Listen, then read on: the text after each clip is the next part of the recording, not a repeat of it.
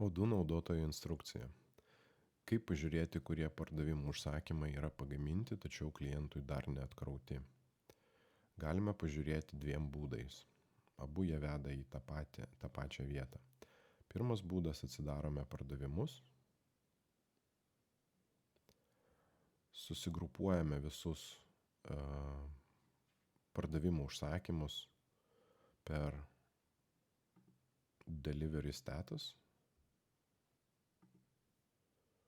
tai reiškia atkrovimo būklė. Matome, kad 138 užsakymai yra pilnai įvykdyti, vienam užsakymui nėra ką siūsti ir 9 užsakymai yra laukiantis įvykdymo.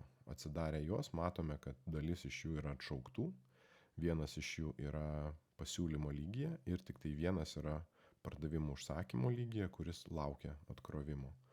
Spaudžiame ant šito užsakymo, matome, kad klientas užsakė 5 vienetus, nėra nei vienas atkrautas. Jeigu paspausime ant šitos ikonėlės, matome, kad sandėlyje yra 5 vienetai, kurie yra užrezervuoti būtent šitam klientui.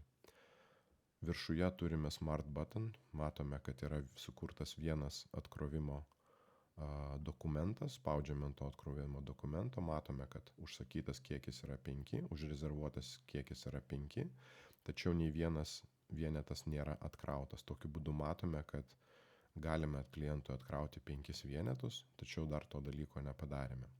Antras būdas, kaip pamatyti, koks pardavimų užsakymas yra klientui neatkrautas. Einame į inventory, einame į delivery orders, tai yra atkrovimo užsakymai. Atsiverčiame atkrovimo užsakymus, matome, yra tik tai vienas atkrovimo užsakymas pagal pardavimų užsakymą numeris 0131 ir matome, kad jo būklė yra ready, tai reiškia gaminiai yra pagaminti, tačiau yra klientui neatkrauti. Tokiu būdu mes matome savo pardavimų užsakymų būklę.